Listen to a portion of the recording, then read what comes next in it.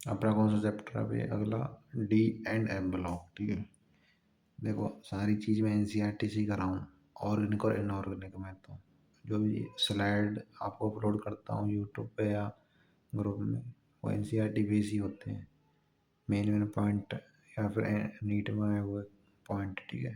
तो सब देखो इसमें डी ब्लॉक है, ब्लॉक का विन्यास नीट में आ चुका है तो मैंने लिख दिया, है ना। इसमें वर्ग कौन से 3 से 12 तक होते हैं। डी ब्लॉक के तत्वों को क्या कहते हैं? संक्रमण तत्व।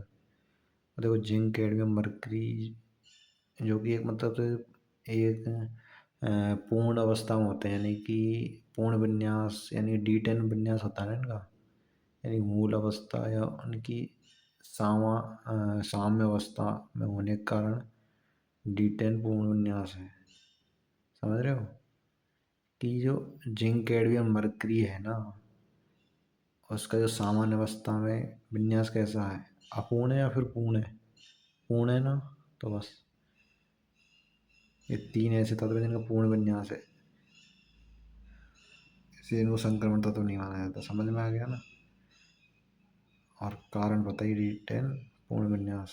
संक्रमण धातुओं के जो गुण है क्या है? उच्च तन्य सामर्थ्य, तन्यता, वर्धनीयता, उच्च तापीय विद्युत चालकता, धात्विक चमक, ठीक है।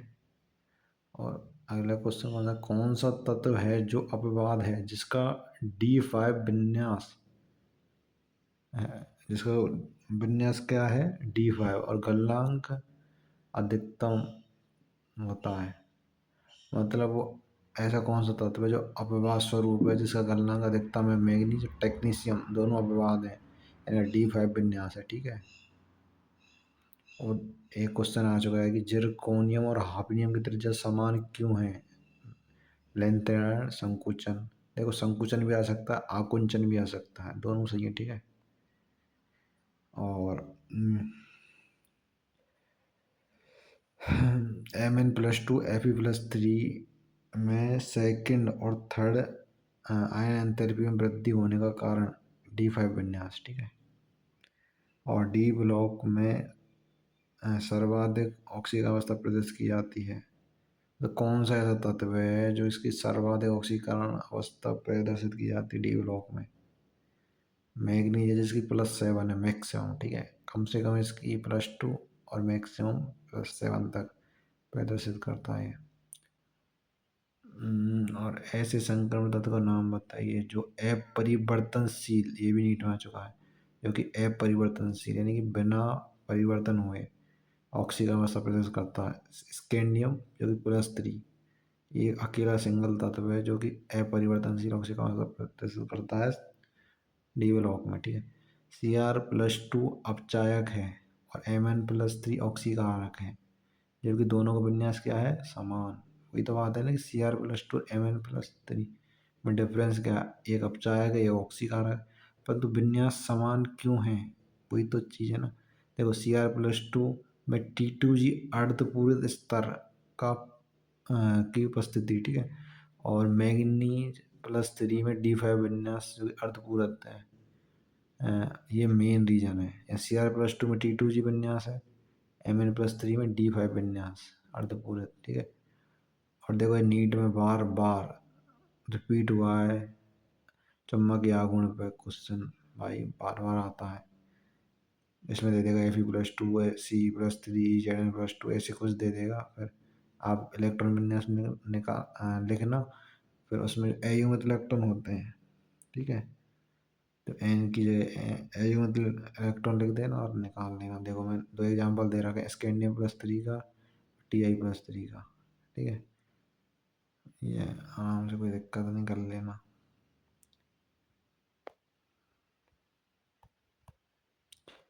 अब आ जाओ अगला। इसमें अंतरकाशी यौगिक के गुण, ठीक है। अंतरकाशी यौगिक गुण में कौन कौन से? गलनांक का उच्च होना, ठीक है। धात्विक चालकता उच्च होना। अंतरकाशी यौगिक निष्क्रिय फॉर्म में पाए जाते हैं, यानी एक तो गलनांक और धात्विक चालकता कैसी पाई जानी चाहिए? उच्च। और अंतरकाशी यौगिक कैसे पाए जाने चाहिए? निष्क्रिय। और देखो एक मेन इम्पोर्टेंट इसमें अगला पॉइंट है, कुछ बोराइडों की कठोरता हीरे के समान होती है, ठीक है। ये चीज़ ध्यान रखना।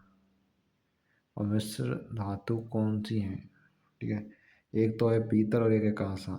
यानी पीतल कॉपर और जेडन से मिलकर बनी होती है, और कांसा जो कि कॉपर एसएन से। ठीक है, ध्यान रखना, पीतल किससे बनी रहती है? कॉपर जिंक, और कांसा कॉपर टिन। ठीक है, कॉपर प्लस टिन। अगला क्वेश्चन है कि यौगिक और रंग। देखो याद रखने से, क्रोमेट, डाइक्रोमेट, मैग्नेट, परमैंगनेट, याद रखने इनके रंग क्या क्या है। क्रोमेट के गहरा पीला रंग है। ठीक है, और डाइक्रोमेट का है चमकीला लाल नारंगी। क्रोमेट का कौन सा है? गहरा पीला। K2Cr2O7 का कौन सा है? चमकीला लाल नारंगी। MnO4 का नीला लोहित। MnO4-2 का हरा। अब देखो अगला क्वेश्चन है, एक्टिनॉइड का जो रसायन है वो लेंथेनॉइड के रसायन से अधिक जटिल क्यों है, या अधिक प्रबल क्यों है? मेन रीजन है कि ऑक्सीकरण अवस्था का विस्तृत प्रसार। पहला पॉइंट है कि ऑक्सीकरण अवस्था का विस्तृत प्रसार है, यानी कि बड़े लेवल पर प्रसार है उसका, है ना। और दूसरा पॉइंट है रेडियो धर्मी प्रवृत्ति का होना, यानी कि रेडियो एक्टिव तत्व भी है और बड़े लेवल पे भी प्रसार है उसका, है ना, यानी फैलाव। अब देखो अगला क्वेश्चन, वो मैंने पहली वाली स्लाइड में लिख दिया, दोबारा भी लिख दिया क्योंकि इम्पोर्टेंट है भाई। जिरकोनियम तथा हाफनियम में त्रिज्या का लगभग बराबर होने का क्या कारण है? लेंथेनाइड आकुंचन। और देखो लेंथेनाइड और एक्टिनाइड दोनों में जो कि सामान्य ऑक्सीकरण अवस्था कौन सी है? +3। याद रखना दोनों में जो ऑक्सीकरण अवस्था +3 है, जो कि मेन है। अगला क्वेश्चन है कि समेरियम का व्यवहार। सेमेरियम का व्यवहार यूरोपियम से मिलता जुलता है। रीजन +2 और +3 ऑक्सीकरण अवस्था।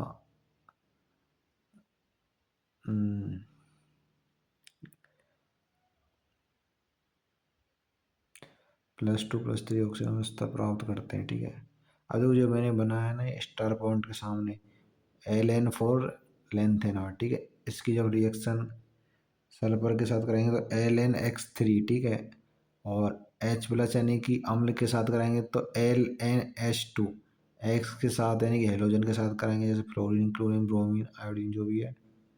एक्स मतलब हाइड्रोजन होता है। ठीक है, तो एक्स के साथ LnX3, OH के साथ करेंगे तो LnOH थ्राइज, और Ln के साथ करेंगे तो L स्मॉल n और कैपिटल N प्राप्त होगा। और यदि O2 के साथ करेंगे तो Ln2 होते हैं। ठीक है, मिश्र धातु निर्माण होता है। और देखो ये इम्पोर्टेंट है, इसमें 95% लेंथेनॉइड धातु है, और आयरन है जो यानी कि Fe वो 5% है। ठीक है, लॉरेंशियम की जो अर्धायु कितनी है? 3 मिनट, याद रखनी है, आ सकता है। अब जो अगला क्वेश्चन है, डी और एफ ब्लॉक के अनुप्रयोग। याद रखना इम्पोर्टेंट है 2025 के लिए, बहुत ज़्यादा इम्पोर्टेंट है ये। TiO जो कि वर्णक उद्योग में उपयोग होता है। MnO2 का शुष्क बैटरी में। ठीक है, जिंक, निकल, कैडमियम का बैटरी उद्योग में।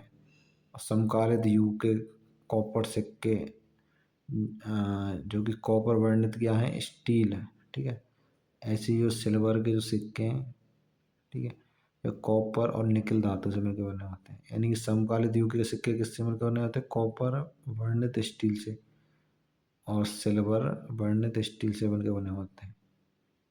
और देखो H2SO4 के उत्पादन विधि संपर्क विधि है, और एथेनॉल के उत्पादन विधि कौन सी है? बाका प्रोसेस। अमोनिया के उत्पादन विधि हाबर प्रोसेस। और AGBR का उपयोग फोटोग्राफी में, तिसग्लर नाटा का उपयोग पॉलीथीन के उत्पादन में, यानी AlCH3 पे थ्राई